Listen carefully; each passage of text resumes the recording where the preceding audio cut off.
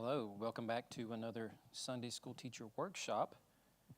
And as I'm pulling up for you what passage we are focusing on this week, forgive me, passages. As you can see, we are going to be focusing on Matthew chapter 9 and also a portion of Romans 10. And while this particular lesson is entitled by the Gospel Project writers, The Church Preaches the Gospel, I am refocusing our title onto a different concept with respect to these two passages to try to harmonize them together, but at the same time help us appreciate the trajectory of what Matthew is trying to accomplish in his gospel, and at the same time trying to round out this unit of lessons that we've been focusing on as we've been climbing deeper into the book of Acts and focusing on, of course, the mission of the church, the great success that the Lord has been blessing them with as goes the Holy Spirit falling on them, preaching the gospel on the day of Pentecost again. Then sometime later when Peter and John healed the lame man in the portion of Solomon's colonnade, I should say the portion of the temple known as Solomon's colonnade, and so forth. And with that, trying to bring all of this together and maybe even cohesively tie a nice knot around all of the lessons of this quarter, because this is the last Sunday of this quarter. So with that, quick public service announcement. I have two final lessons that I need to finish the drafts on and include in the next quarter's Sunday School Teacher Quarterly Intensive. So as soon as I have those done, and I will have them done this weekend, I will go ahead and record all the lessons and then have them uploaded. Apologies for the inconsistency with respect to this quarter, and that's largely been due to this technical difficulties. For whatever reason, there's been issues with trying to load those lessons. But someone else has been doing that for me. Graciously, the staff has allowed me to actually have access rights to be able to at least post the material on my own now without having to burden someone else with that. So with that in mind, I should have these posted without any trouble, hopefully. Whatever glitches were there in the system that was causing the other person trouble, hopefully will not cause me the same issues. And with that, we'll try to have all of those lessons out and available for you this upcoming weekend, not just for the first Sunday in March. All right, so that being said, what I would like to focus on in this title of Joshua's New Army Invading the Land is the idea that the trajectory of Matthew's gospel is teaching us several things. We've picked up on the fact that there are several themes that are embedded for us at the beginning of Matthew's gospel that we have to try to keep straight and maintain focus on as we're walking slowly and methodically through the gospel until we get to the end. And of course, it's in those final chapters when all of those themes finally come home to roost. And we can't take these stories, even though the temptation is there, as modular, because if we do and we forget what they're attached to in the context of the entirety of the gospel itself, we'll lose sight of some of these things. So of course, we have the understanding with respect to Jesus' birth narrative that Matthew intends to paint Jesus as a new Moses, right? And so with that comes a new Torah, although of course a lot of it is drawing inspiration from the Torah that was already there, stripping it clean of all the burdensomeness that the Pharisees and scribes for the last 5 centuries had ladled it down with and whatnot. But as we continue to watch this story of Jesus as a new Moses develop, and it's mapped over the previous story of the real Moses and how his story arc begins with similar circumstances as goes the nature of the birth, albeit, of course, it's not Moses being divinely incarnated in the womb of a virgin woman, but of course a deliverer that had been promised, and by virtue of that, we have persecution by 2 very wicked kings who want to snuff out this deliverer. We have an imposed exile of sorts upon the deliverer as Moses and Jesus flee the land to escape the tyranny of that Pharaoh and king. And then, of course, a resurgence back into the land. And with that, a 40-year stint of wilderness wandering and a 40-day stint of wilderness wandering until Jesus is now standing on a mountaintop proclaiming the kingdom of heaven has come, and then he's giving us his first block of teaching, the Sermon on the Mount, or better yet, Jesus' own kingdom manifesto. And so as we're watching this trajectory take place, what we should anticipate then is by the end of the gospel, we're going to start to see a transition away from Moses and into the other half of what that story is really all about. And of course, that is landing the children of Israel in the land of Canaan to inherit the promised land per Moses' story, but now with Jesus, we're going to see how that is not only recaptured, but even repackaged as goes, what does it mean to conquer the land? So I know this might look a little busy on the screen, and I've tried to create something of a pathway for us to follow, but for you to be able to see what's on the slide, I'm going to have to zoom in. So starting with this first green block, I put here, Joshua begins the conquest to claim the land. But what I hope you know that I mean by that is Joshua and Jesus share the same Hebrew name. And of course, there's a little transliteration with that with respect to it moving from Hebrew into Aramaic, and then a lot more with respect to moving his name into Greek. But when I speak of Joshua here, I am talking about both of these titular figures. The Old Testament prophet Joshua, and of course, the New Testament messianic priestly king prophet Jesus, or also Joshua. Now, the cue we get from the gospel that points this out to us is where we are at the end of chapter 9 that brings us into chapter 10. And of course, as you remember from our slide, we are ending chapter 9 and jumping into chapter 10 as part of our host text. And so here's where Matthew brings us to, in verse 36 of chapter 9, when he is looking upon the crowds, he feels compassion for them because they are distressed and dejected like sheep without a shepherd. Bart has said this enough that I think you probably already know where I'm going to go with this, but just in case you don't, this would take us directly to Numbers chapter 27. Because it's here that Moses has pled with Yahweh enough to know that Yahweh is not going to relent on his promise to Moses that he will not enter into the land.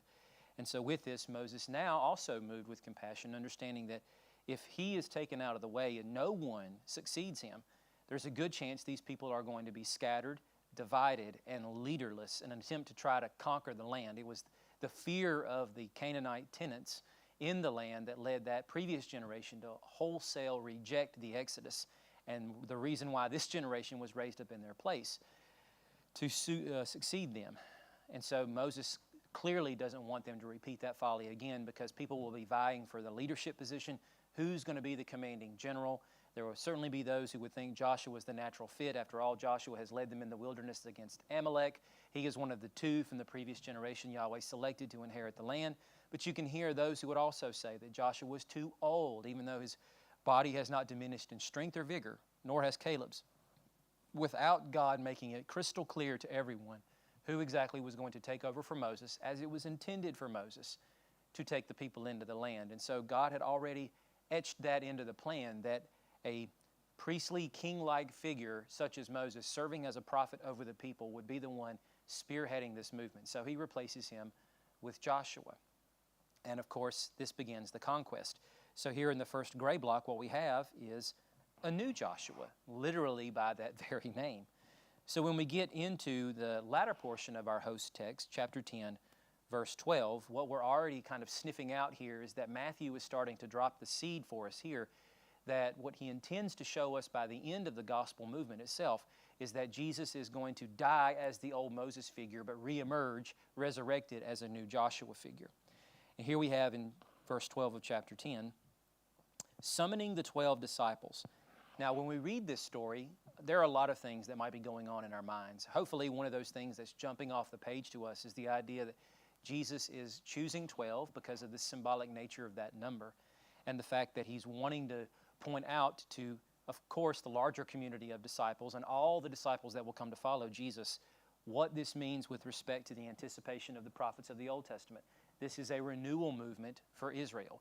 It's not a one-for-one in the sense that all of these men are from each of the 12 tribes. They could have been, but why does that matter? It's to simply show that they are spearheading the remnant of faithful Israel that's choosing to follow Messiah, which is what Isaiah promised would happen in the context of Isaiah 40 through 66, while the rest of ethnic Israel that wants nothing to do with this Messiah fades away, and they become part of the Gentile nations that also choose to have nothing to do with Messiah, while Gentiles will become a part of this renewed Israel, and for all intent and purpose, inherit all of the blessings, both physical and spiritual, of the people of Israel, sharing that name as well. That's all well and fine. That's exactly what you should be thinking. But there's more, and we shouldn't be surprised by that. The beautiful richness of this account is meant for us to continue to scratch, to get further down below the surface level and find what could be there. And the reason why I say this is because after we start with the story of Joshua in the Old Testament, and Joshua then prepares the people for crossing into the land, eventually they wind up doing this. It's kind of interesting that one of the things that Joshua does as part of this initial embedding of him as the actual leader, cementing his place amongst the community, demonstrating that God is with him as God was with Moses, actually also has to do with the number 12. Now, you might not see much of a connection between these two, and it's okay. It's not meant to be strained to the point where it's point for point analogous. But the fact is when they're crossing through the river, the Lord tells Joshua, Joshua speaks as a prophet to the people, and tells the men to go and select one stone for every tribe, and then place it there in the river to be a memorial for all of the generations and posterity that will come after this, to demonstrate to them this was the place and this was the time. Indeed, our ancestors crossed through this river, Yahweh at our head, symbolized by the Ark of the Covenant, his chariot throne, literally in front of them, as they walk behind him faithfully, claiming the promises that he had for them. And Jesus is Yahweh incarnated in human flesh, walking through the waters of the Jordan River to now select 12 memorial men, right? 12 memorial men that also are meant to symbolize the 12 tribes of Israel. So Matthew is pulling this out for us to show us this breadcrumb trail that's hinting at the fact that, yep, I've showed you that Jesus is a new and greater Moses, but I'm also wanting to show you that Jesus is a new and greater Joshua. And that with that, there's a greater Passover that leads to a greater Exodus under Moses, and there's a greater conquest that waits on the other side of what this Joshua is about to do. And that would take us then to verse 6, even though we're kind of backtracking a little bit in the gospel, namely this chapter, when Jesus is now picking out these 12. Now let me finish verse 12, where he said, he gave them authority over every unclean spirit to drive them out. And I think what we should also appreciate here is the totality of what happens when Jesus is encountering demons in people. Namely, that account when Jesus crosses the Sea of Galilee to the area of Gennesaret or the Gadarenes, and he sees in Matthew's gospel 2 men possessed by the demon horde of Legion. And what was the thing that the demon horde cried out to Jesus after they said, "You are the Son of the Most High, what do you have to do with us?" They begged and pleaded that he not send them off into the abyss. So the idea is that as Jesus, starting with the movement in Matthew 3 on into 4, Jesus defeating Satan in the wilderness, that movement continues with every encounter with demons. He's not just simply expelling them out of people. The idea is he's driving them out of the land. And the same thing here with the disciples. As they are driving demons out of people, they're also sending them out of the land. So with that, we have more conquest overtones. And of course, to heal every disease and sickness. It's always worth us taking the pause, momentary as it might be, when we're reading through the Gospels, and appreciate when statements like this are made of diseases and sicknesses being healed, because that's meant to take us back to what the Old Testament prophets said, namely Isaiah, and that's drawing from Isaiah 35 more than anywhere else, that this kind of thing would mark the arrival of God dwelling amongst his people, now seen through the lens of Messiah, who is also God incarnated in human flesh, something they might not have necessarily anticipated. In all likelihood, the majority of them probably didn't. But the understanding now is that this is hinting clearly at that, actually almost shouting it. And so with the disciples doing that, we consider the idea that this is supposed to mimic also the concept of there being a new and final Exodus. And the return of the people to the land of their inheritance is supposed to be not just a great ingathering, but a return to Eden. From Isaiah 35, we have the picture of, again, streams of water jumping up in the wilderness, the desert where there is no water, even the places where death lurks or looms large, and the dens of jackals and whatnot. Now we have papyrus, reeds and whatnot that are flourishing in those dust bowls. So the idea is that life is returning, and that's what Canaan was always supposed to be, a new provincial Eden, where the new garden, i.e. the tabernacle/temple, was to be planted for all men to come and worship in this place as a house of prayer. So, all that to say, these are conquest notions with respect to choosing 12 memorial men, driving out demons, cleansing the land like they cleansed the land from the Canaanite ilk and evil that populated it before the Israelites came in under Joshua, And the same with respect to diseases and sicknesses being driven away. All right, so then we go to verse 6. Then Jesus tells them, instead, go to the lost sheep of the house of Israel. So Matthew's edict here is different than that of Luke's, where we have a larger group that's going. We also saw the 12 in that too. But Matthew chooses to selectively leave that out, and it keeps well with his theme here of the idea of these 12 being a renewed Israel that will focus clearly on the movement amongst this community of Israelites that Jesus wants them to solely focus on rather than spending time amongst the Gentiles. Though at this point in the procession of the gospel narrative itself, Jesus has already done that up in the Galilee area. With that in mind, what we're having here is that they're going to preach what? We'll see that here in just a minute. But I want to point that out for you for the simple fact they're going to reclaim Israelite territory, which leads us to this gray box, the understanding that Zion has to be redeemed. All of that talk by Isaiah and any of his contemporaries, which most of those are going to be housed inside the scroll of the 12 or the 12 minor prophets, are preaching of a time when Messiah will come, God will cleanse the land of evil. With that, he will draw his people back into himself. Some of them will go further than that and start talking about how the nations are also going to be brought in with this massive ingathering. And Isaiah and Micah both make in Isaiah 2 and Micah 4, using almost verbatim passages between the two of them, that at the end of the days, well, I shouldn't rephrase that, in the last days, the mountain of the Lord will be raised up above every mountain, above every hill, and with that, all the nations will begin to river up the mountain, stream up to the summit of the mountain where God himself dwells. And with that, God is the one sharing Torah, his instruction with the nations, and they are going to carry it with them. And of course, Jeremiah is going to share with us also that people will no longer have to say, teach me, rather everyone will know the Lord. That's why in these purple boxes, should you choose to investigate this slide on your own later, then you will see I have included the New Covenant passages from both Jeremiah 31 and Ezekiel 36, because this was what was promised. And of course, Jeremiah, not a contemporary of Isaiah, but coming more than a century afterward, and the same with Ezekiel, are piggybacking on what Isaiah has already prophesied would come in his microcosmic corridor of chapters in Isaiah 1 through 12. So, Zion has to be redeemed. Why? Because Israel is going to be the tip of the spear. They are going to be the ones that initiate the effort to go and reclaim the nations. Yahweh has promised this. We see this very clearly in Isaiah 42 when we have God talking about who his servant is, who is blind and deaf like my servant Israel, right? But yet God is going to make them, as we see his argument develop later on through the end of chapter 48, a faithful witness to the nations. That is starting here with these 12 men that are beginning this new conquest effort. So this black box here, we understand, exile then has to end. A conquest can't start until the exile comes to its natural end. Moses could not begin the conquest by himself, right? He needed the people of Israel that were locked away in exile in Egypt.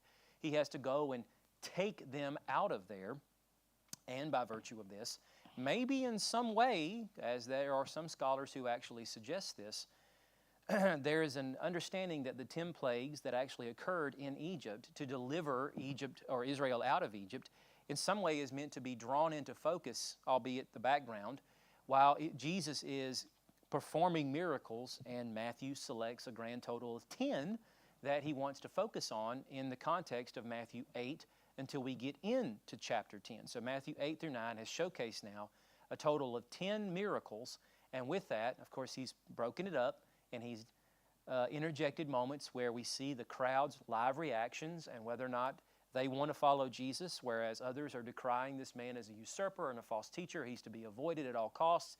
And others are just kind of there with a mixed bag of emotions and not sure what to do. Maybe that is meant to symbolically suggest that, again, this exodus is beginning and this exile of spiritual darkness that these people have been under for the last 500 years, and the picture that Matthew has been painting for us from the beginning of this gospel, right? After all, Israel has become the new Egypt. It's the place where the Messiah should be safe, and yet he is hunted as criminal number one to be executed for just simply existing, right? And so that Israel, or Egypt, must fall. The people who will follow Messiah must be brought out through a new exodus out of the spiritual darkness, the leaven, the teaching of the scribes and the Pharisees, to then come up under the wholesome teaching, the life-giving teaching that Yahweh is bringing about through His Messiah. And that leads me here to Isaiah 52. Now, the reason why I say this is because this particular chapter starts off with this very thing. Remove the bonds from your neck, captive daughter Zion, because this is what your Lord says. You were sold for nothing, and you will be redeemed without silver. What kind of transaction actually leads to the purchasing of anything without the exchange of money, right? That would suggest that something was given away for free, but Israel will not be taken back freely. It will come at a cost, just simply not with silver. All of the contents of this chapter is speaking to the idea of Israel's future redemption from Isaiah's perspective that is now nigh and almost at hand when Jesus is crucified. Hold on to that thought for a second, because I'm going to tie it in here to this next orange box. Before we get there, we understand the kingdom has come. The very next verse after Jesus tells them to go only to the lost sheep of Israel, this is where He tells them, you must preach, the kingdom of heaven has come near. The conquest has begun. The kingdom of God, with His king now installed, or will be soon, is crashing into human history. And with that, the promise of the prophets of the Old Testament was that this kingdom would know no bounds, that He would rule from the river in Egypt to the Euphrates and to the furthest ends of creation, right? This was the very kingdom that was promised to the Son of Man figure of Daniel 7. So with all of that in mind, the thrust of it is He wants Israel first to know this. And as Israel is going to be the first to hear of it then, eventually the Gentiles will have their opportunity to hear and respond, but it's going to be to draw more followers, more citizens into this glorious kingdom, who will then branch out from Jerusalem to the uttermost parts of the world. Then we get to this moment. If exile has ended and Exodus has begun, and the Exodus was supposed to end with them in Canaan, and with that proclaiming the kingdom of God to the nations, the rule of the kingdom of God over all the cosmos, and invite people to come in to become a part of them as a people. That's what we must anticipate happens here, right? Yahweh assumes His reign. Now, rather than quoting from Romans chapter 10 on here, instead, I'm going to just allude to that by this quotation from Isaiah 52. Because in Romans 10, the two verses you have there are Paul's recitation from the Septuagint of Isaiah's use of, his use of Isaiah 52, where Isaiah said, "How beautiful on the mountains are the feet of the herald who proclaims peace, who brings news of good things," or in the Septuagint it would be the Evangelion, the gospel, who proclaims salvation. Remember, you've heard me say it only 1,000,000 times. Salvation in the Old Testament is always pictured with that context in mind of the song by the sea. Egypt drowned in the Red Sea, while Israel has now been invited into new creation, and God has become their salvation. The one who says to Zion, "Your God reigns." Isaiah 52's contents is all focused on the concept of Babylonian rule and oppression coming to an end, or any empire after them, and the arrival of God's kingdom in real space and time. The fact that they will be pulled out of this captivity and brought back to the land to reignite God's kingdom and again invite the nations. So if Paul is speaking about that, we also should understand the greater context. He starts this beautiful argument in Romans chapter 9, working now through 10 and finishing it in 11, when he's talking about God's elective purpose of bringing Israel out of the great sea of nations and exalting them to be the prince of nations. Not because they deserved it, not because He just loved them better. It had nothing to do with that. And Paul has made those arguments clear in Romans 4 with the election of Abraham. Instead, the whole purpose behind this was to choose one to manifest His glory to and mercy upon, to attract the nations to that. If Israel would just properly reflect that to the nations, but they didn't. But He's not going to let that rest there. He tore Israel apart through captivity. He's rebuilding them again under His Messiah. What Paul is really driving at here is the concept that Israel has never truly faded away. They are still operating in the background. When we get to Romans 11 and he talks about the trunk that is Israel still thriving, yet He's chopped off natural branches to engraft wild branches. Israel hasn't faded into the background. They certainly haven't in the last 2,000 years. they have remained God's people. But Israel has taken on a wider expression of what that means to be God's chosen people. Because per Isaiah, in Isaiah 40 through 66, that concept of my people bears out the ingathering of sons that Israel looks around and says, who bore these for me? I couldn't do this. I was out in captivity. I didn't know a man to bring these children about, because these children are from the nations, but they are just as much a part of Israel, sitting at the table on equal footing. Hence the words of Jesus earlier in this gospel. Many will be shocked when people from the east and west come and sit down with Abraham, Isaac, and Jacob at the great feast in the kingdom, and the sons find themselves cast out. Point being, all of this is now coming together in both Matthew's gospel and Paul's allusion in Romans 10 to the same concept, the arrival of the kingdom, the establishment of Messiah's rule, the conquest of not just a Canaan, but the world. Let me finish up. My next gray box. So Yahweh's reign through Messiah commences with Joshua's coronation, right? That's what we have to have.